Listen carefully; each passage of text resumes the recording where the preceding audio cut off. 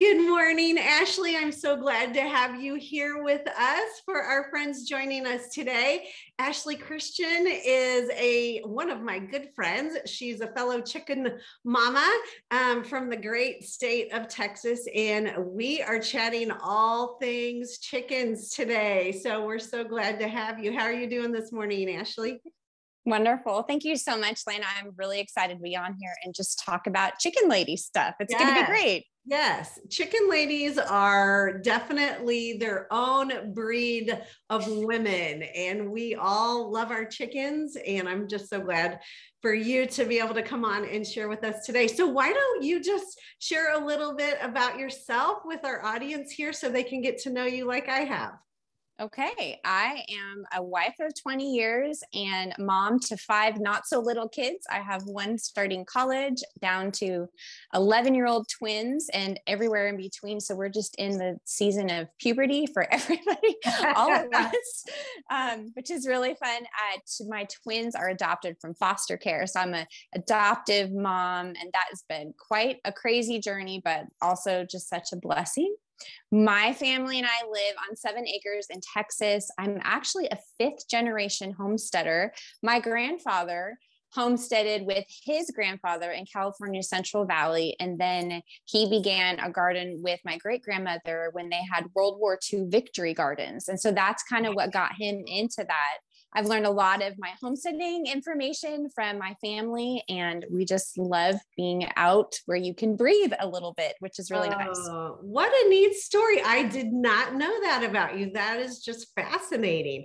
Okay. And so for those of you that don't know, Ashley is she is a master of all kinds of different things. But one of the things that fascinated me that I recently learned is that you built your own kitchen table. So do those skills, the woodworking skills and the DIY and the do-it-yourself, I'm assuming those were passed down from your parents and grandparents?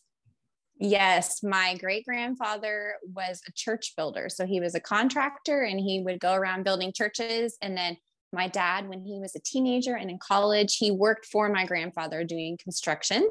So growing up, my dad always had side projects and I was always his sidekick. So I did indeed build a massive 12-foot long, the size of Texas farmhouse table, which is wonderful for all the people to just come. It's really fun. Yeah. And that's just such a neat skill, just to be able to, you envision what you want and you just make it happen and use the resources you have. I love the fact that you made your own kitchen table. That's amazing.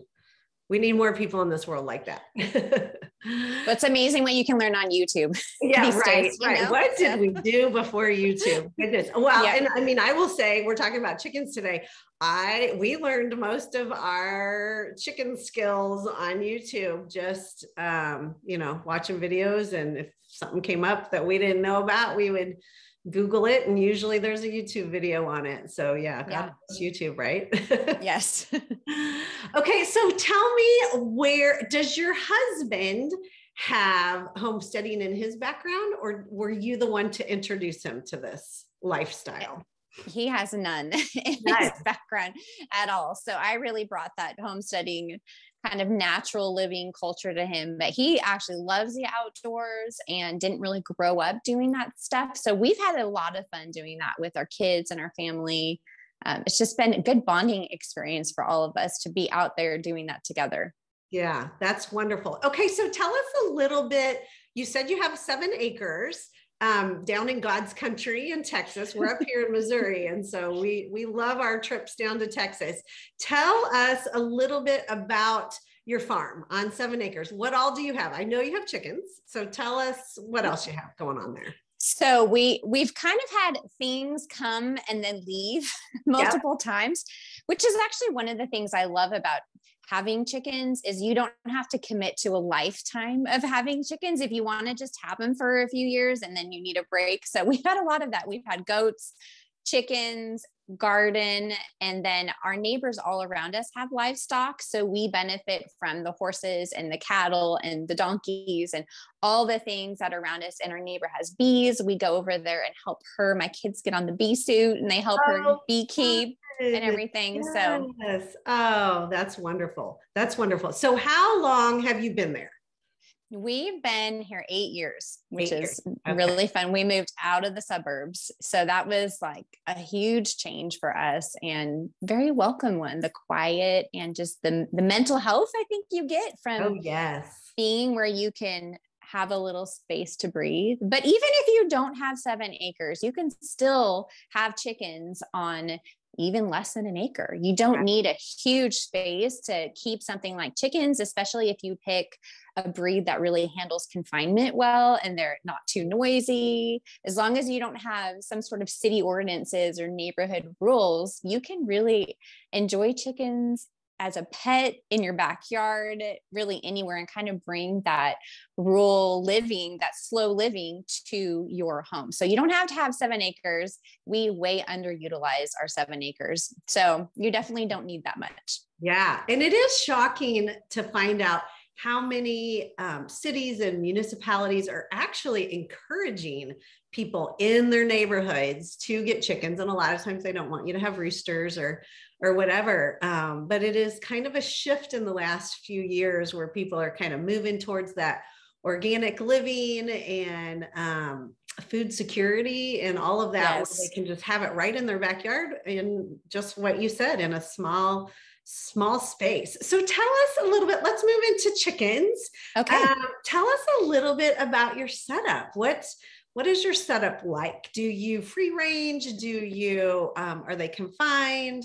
Give us a little scoop on your setup. So our setup definitely evolved over time. And each time it evolved, it was because of a predator attack, which is really, it's yes. just, unfortunately, it goes with the territory. But we started out with a little coop and then a chicken tractor. But the chicken tractor we built too heavy, so you couldn't actually move it. So it was just a little coop. And we did that for a while and just penned them up at night. But we got just the baby chicks and my kids held them, and they would, when they were bigger, they'd put them in their backpacks with the zipper open and just walk around with them and like put them to sleep and all these really sweet things. And then you go out and you find one of these precious pets, like in feathers, devoured by a coyote, and nothing could be worse than that. So that's when we got serious about the predator proofing. And I have a tendency to go too big. So we built an enclosure that's 1,700 square feet. Why it needed to be the size of the house, I don't know. It didn't need to be that big, but it's sort of like a quasi free range. So they can go around in there and then we also have an electric fence around it now, because we were finding that predators could just climb the 8-foot fence without any problem. So we have an electric wire that's on a timer. Mm-hmm. So it'll turn on in the evening and then off in the morning. That way we're not getting shocked by it when we're going out there. Right. And then we also had to add a bunch of twine, thick metal twine, and then reflective tape kind of networked across the top to keep the hawks away. So everything loves a chicken dinner. They do. So you said coyotes, hawks, any other main predators in your neck of the woods? Bobcats. We actually have bobcats and raccoons and foxes. So we've got a lot. I think we have a coyote den just like a half a mile from us, and they love chicken. They do. So if we had to do over, I think I would have done maybe like an enclosure that was quite a bit smaller, but I would have started that way. And if I wanted to free range, maybe a chicken tractor. So if I had to do all over again, I would have prepared better for the whole predator situation. Yeah. Yeah. And you really don't know, and every neighborhood is a little bit different on who's going to come and try to snatch your chickens up, but you don't know till you're in the middle of it, what is actually going to be trying to jump over that fence or climbing under the fence as well, too. So at any given point, about how many chickens do you have? We've had up to 50. Which Wow. again, I have an issue with go big, We all do. because we're in Texas, I guess. I don't know. Well, I guess in Missouri too. Yeah. So, but right now 7 to 8 seems to be a really good number where we're getting kind of the right number of eggs, but it's really manageable. So that seems to be a very happy number. The feed cost is lower. We have done meat chickens before though, and we ordered 50 at one time. So we did 50 meat chickens, and that was a really fun project. Okay. So tell us a little bit more about that. Okay, so there's a lot of different kinds of meat chickens you can get, but the most popular one is the Cornish cross, which is a cross of a couple different kinds of meat producing chickens. It's been developed over 60 years slowly. So you can't take the offspring and raise them up because it's a hybrid chicken. So it won't breed true. So if you want these kind of chickens, you have to order them from the hatchery, which is real fun because you get a call from your local post office. Hey, we have this chirping package for you. Can you please come down and get it? You're like, I'll be right there. Yeah. So they ship the little chicks in a package, and they give them like food and bedding, and ours all survived the trip. And these little guys grow so quickly. They're like walking chicken breasts. I don't know how to explain it. Real stubby looking. And it takes between 6 and 8 weeks for them to be fully grown and ready to butcher. So then we butchered about 10 of them. And I said, I'm done. Because that's what I said on our first round too. And I didn't have all the right equipment. I didn't have a chicken plucker. We had like milk jugs that we used to like put the chickens in, to slit their necks. No, this is a little gruesome, but this is what you do when you meat chickens. This is real life. So we took them to the processor and just took them alive, dropped them off, and for $3 or $4 each, we picked up a bunch of perfectly butchered, packaged meat chicken. So if you don't want to butcher them, you don't have to. You could just find a local butcher and save yourself, if that makes you squeamish, or if it's just a big time investment for you, you can take them to be butchered. And I tell you, that chicken, I don't know if it's all in my head, but I'm telling you, it was the best chicken I have ever tasted. There's just something about it. It tastes different. It's so just amazing, delicious. You can't put like a price tag on that. It's really good. Well, and because it's organic and what it's been fed and where it's come from, it's definitely a different way of living. And I have so many friends. We don't process our chickens right now. We have one time before. And again, it was just a little more than I was like, that's a little bit more than I can handle. But it is nice knowing that we can do that if we need to. But I would agree with you. The freshness and just knowing where your food comes from,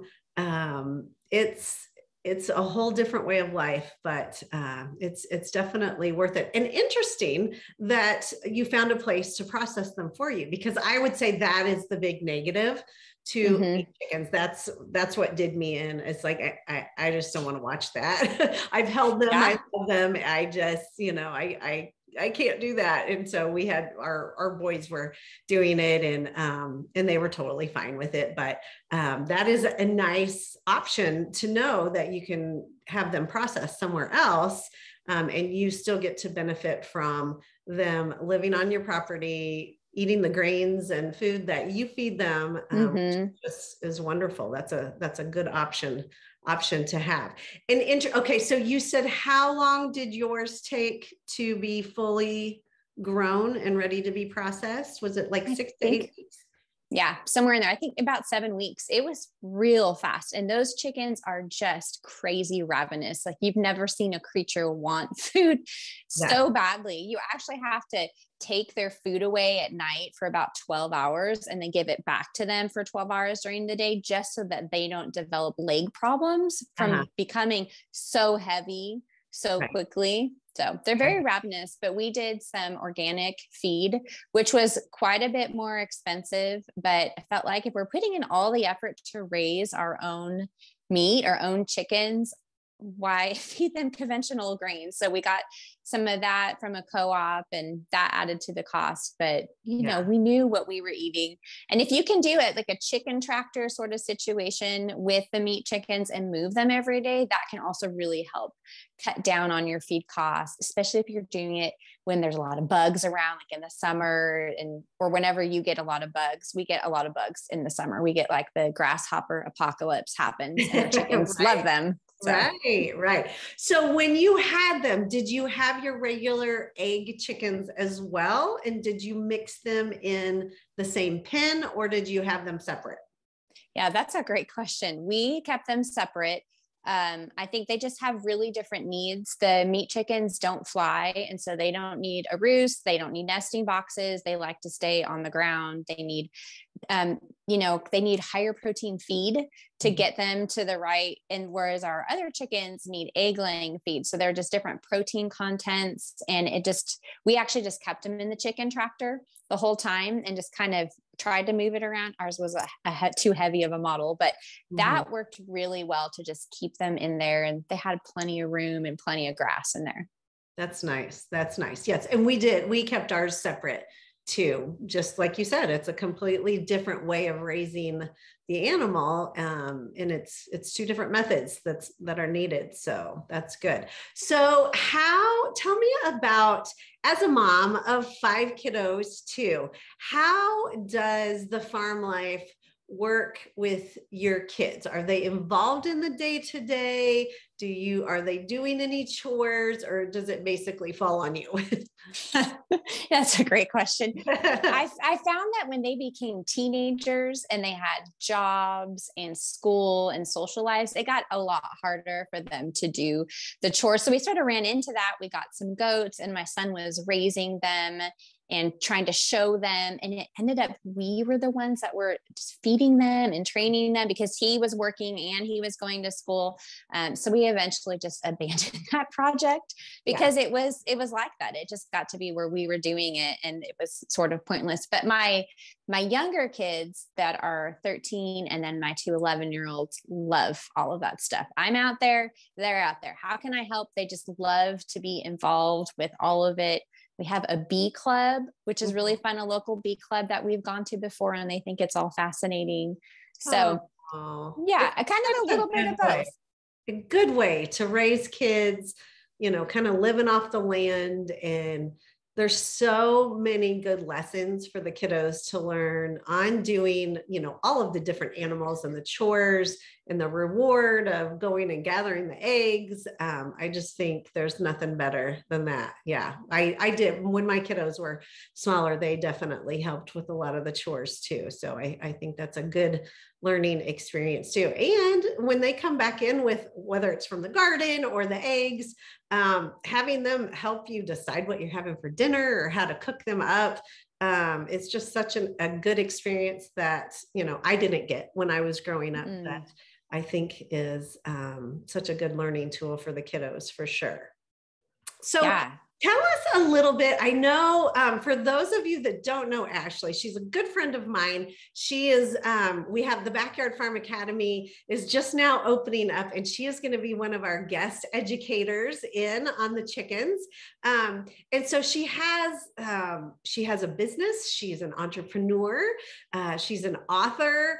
Ashley has a very, very full life. So I would love for you to share a little bit about what you're doing, in those other parts of your life, and how you balance that with family and faith. Ashley's also a very strong Christian, has, a strong faith life, just a lot going on. And I know that many of us that have these backyard farms or full farms or live on a huge ranch, we do struggle with finding time. You can't just get up and get ready and go to work. You have to go feed the animals and all the things. So I would love just your take on how you balance all the wonderful things that you have going on in your life. And tell us a little bit about the other things that you have going on.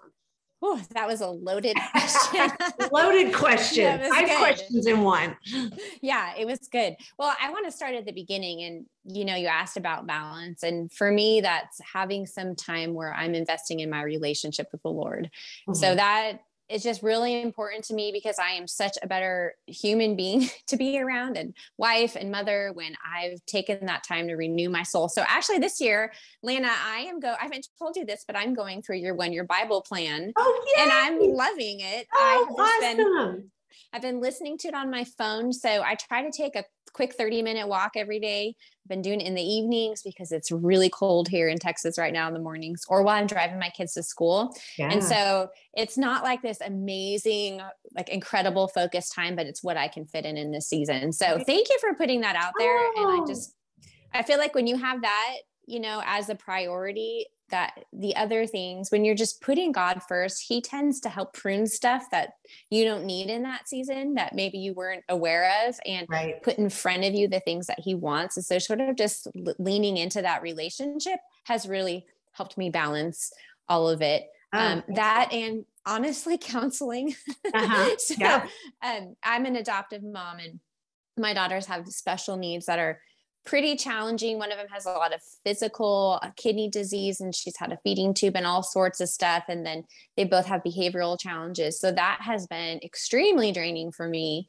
And just counseling, just asking for help when I need it, has been a big part of knowing how to work through that stuff and balance it all. So the things that I do is I wrote a book, and it's for foster and adoptive moms, and it's called Enough, and it's a 30-day devotional. I have a little copy here. If you watch on YouTube, you can see it, but it's real fun because it's very farmy. It's got all sorts of fun, beautiful farm type pictures in it, and just a quick devotional for moms. So you can find that on my website, which is homesteadsweethome.com. And I have my book there. And then I also do a lot of writing. I'd love to write. And so I'd write different homesteading sort of topics that you can find there. So that's some of what I do. That's not all of it, but that's, you know, the major part of it. Also being able to just be a voice in the Backyard Farm Academy is a huge privilege. But one other thing I want to just encourage listeners is that, you know, we feel like we have to do it all. And I think there's just seasons. If we can just look at things as seasons, like we have this great idea we want to do, maybe it's just not the right time for it. And that's okay. And so you don't have to say no forever. You just have to say no for now. So we have gotten rid of chickens before for a couple of years at a time, just because it became really overwhelming. The kids were more busy, and then we've gotten them again before. And so just give yourself freedom. Nobody's keeping score of how homesteaderish you are, you know, so just give yourself the freedom and flexibility to do that. And the last thing I would say is that I wake up at 5 a.m. every morning. You are an early riser, definitely. That's the only time that's quiet. With teenagers now they just stay up late, and they're just so noisy, and it's the only really quiet time I have where no one's awake. So I actually really treasure that time. Yes, that's a good productivity hour early in the morning before anyone else is awake. And I love that you mentioned just giving yourself grace in different seasons. And I have found when we first, you know, over 20 years ago, when we first started getting into kind of the backyard farm and homesteading and doing our things, I always had a little bit of this imposter syndrome or guilt trip, like I wasn't going far enough. I wasn't 100% organic at first. And I wasn't, you know, I only had chickens. I didn't have goats or any other animals, or, you know, I only did these few kinds of vegetables in my garden, and I didn't have grapes and orchards and all the other things. And you do continually compare yourself. And, you know, I think where social media can be such a wonderful learning tool for us to go to and learn things off of YouTube, like we were talking about. But it also can get you into that mindset of comparing yourself, where I'm not as good of a homesteader as this other person down the street. And so I love that you brought up, just give yourself grace. You can be on any place on that spectrum, and it's better than nowhere. And we have done the same thing too, where, you know, if we're in a really busy season, and I'm like just lately with, you know, we have firefighters in our family, and they're all working overtime with COVID, and they're constantly, busy, busy, busy. It's just been a nutty couple of years. And you may take a season off of hatching out new chicks that year, or maybe you don't go extreme on your garden and start everything in your basement with lights. Maybe you just go to Home Depot and buy, your tomato plants. Heaven forbid we buy tomato plants already, a couple inches big instead of growing them ourselves. So I love that concept of just giving yourself grace, really digging in on where am I, and do I want to put more stress on myself, or is this something that will bring me joy and goodness to the family? And I think every single season we have to evaluate that, because the homesteader community, there's so many, it's like being a squirrel with ADD, where you just are constantly like, oh, I want that kind of animal, and I want that kind of plants, and I want to grow that kind of vegetable. And just knowing where you're at in the process and what you can physically do without overwhelming yourself is, that's such good wisdom to share. So I really do appreciate you bringing that up. So what are your plans this year with chickens? Are you getting new ones? Are you hatching out any new ones? Or are you just going to keep it where you have it this year?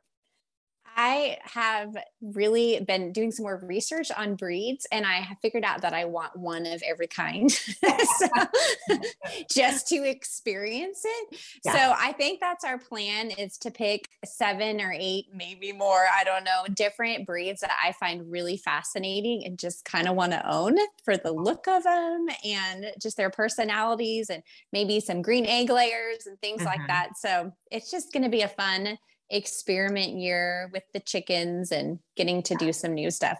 That's fun. So do you ever mix your flock? Do you ever have any other types of birds, or are you just strictly chickens? Just chickens. We haven't mixed our flock. So that's one of those things that I'm watching you, and it's fun seeing all of your different, like your Toby the turkey and all your fun, winged friends. But I think maybe not this season. It's one of those things, like we said earlier, I just have to bite off what I can chew. And my husband has a fascination with ducks. So I can see us and the neighbors have ducks that come visit. So I can see us getting some ducks someday. And ducks go so good with chickens. They're just a lot of fun, and their eggs are absolutely delicious. So, and our ducks actually lay better than our chickens lay. So we're big duck fans. But so do you have a specific chicken that you like more than the others? Not that, of course we can't ever have favorites when it comes to our own children, but with chickens or animals, it might be a little more acceptable. Have you ever had a favorite chicken, and why? Okay. So it's probably one of the most impractical chickens, but the silky chicken. They're just so precious. They have the sweetest, just gentle, kindest personalities. And they're just like a little, I don't know how to explain, a ball of fluff. They are. They don't lay eggs very well because they go broody really often. And so whenever a chicken goes broody, they stop laying. So they don't lay well. They're terrible meat chickens. So they're pretty impractical other than just to have a pet. They're just really, really sweet. And if you have a breed that doesn't like to sit on their eggs and you don't want to hatch them with an incubator, you can have a silky chicken, and she can be probably 2 of them, I would say, maybe, so they have a friend, but they can be your broody chickens for you. I also really love the barred Plymouth Rock chicken. It's kind of like an all-time American favorite. It just does everything well. Just kind of checks all the boxes. And it's really, especially if you have a small space, they're pretty quiet. They handle confinement well. They're really docile and really sweet personalities. They are really good egg layers. You can process them for meat. So they're just a really good all around chicken, and they're really beautiful. They have this beautiful black and white kind of pattern on them. So they're my 2 favorites. Yeah. Those are good ones. I love both of those as well. they're lots of fun. So anything else that you want to share with our audience? I'm so excited that you're going to be helping us as a guest educator in the Backyard Farm Academy. You have just such good wisdom and knowledge of, many different kinds of breeds and different ways to raise them, and the meat chickens and, the regular egg chickens. So I'm glad you're going to be joining us in there, and the Backyard Farm Academy is now open. So we're excited for that. Is there anything else that we haven't hit on that you want to share about the chickens? Yeah, we covered a lot of ground, which is great. And I'm super excited for the Backyard Farm Academy too. I've had a chance to sort of sneak peek at it. And it's just going to be such a great resource, especially if you just are overwhelmed and you need Lana to just take your hand and give you one step at a time, exactly what to do. It's wonderful. The last thing I would want to say about raising chickens is that, we're in the season of kind of this, still in the pandemic, sort of exiting the pandemic, not really sure. But something that's been a really big issue for a lot of people is mental health challenges, just with all of the stress and the way it's changed our lives. I know our youth, our teens, our kids are just really struggling. The schools are struggling kind of in every state. There's nothing for my kids who have some of those struggles. There's been nothing better than to just be outside, to have that sort of reset, be away from the screens and just get their fingers in the dirt, be around animals. It's very healing. And that's one of the things that we were really attracted to about this sort of lifestyle. So I would just encourage you, if you don't know where to start with chickens. They're probably the best place to start with getting a backyard farm set up, and they're, really sweet. And if you have Lana's great information, you'll know exactly what to do. And it can be such a just bright, joyful spot in your life. I agree with you. That is just such good wisdom, because it is pure joy. Whenever you're stressed out, or maybe you're working from home, a lot of times I will just end up shutting my laptop down, and it's like, I need to go out back, get some fresh air, sit there and watch those silly silkies running around with their little rock star hair. Yeah. And they make you giggle. And that is just such good information. And I do think it's so good for the kiddos to get out there and help, and just see that there's a different life than just what's going on your screen. And getting in there and getting in the dirt. That's just so wise. So, all right. Well, thanks, Ashley, for coming. Tell us one more time where we can find your books and your website. Let us know one more time where all that is at. It's homesteadsweethome.com. Okay. And we will put that definitely into the show notes. I am just so glad that you were able to come and share your wisdom. We will definitely have you on again. This has just been a joy. You are just a good mentor, not just in chickens, but in life in general, in parenting and in faith, and just knowing how to balance it all. You're just a good friend. So I appreciate you coming on today. Thank you, Lana. And we will add all your information into the show notes, and go check Ashley out and give her a follow. So thank you, friends, for coming today. And we're looking forward to our next episode.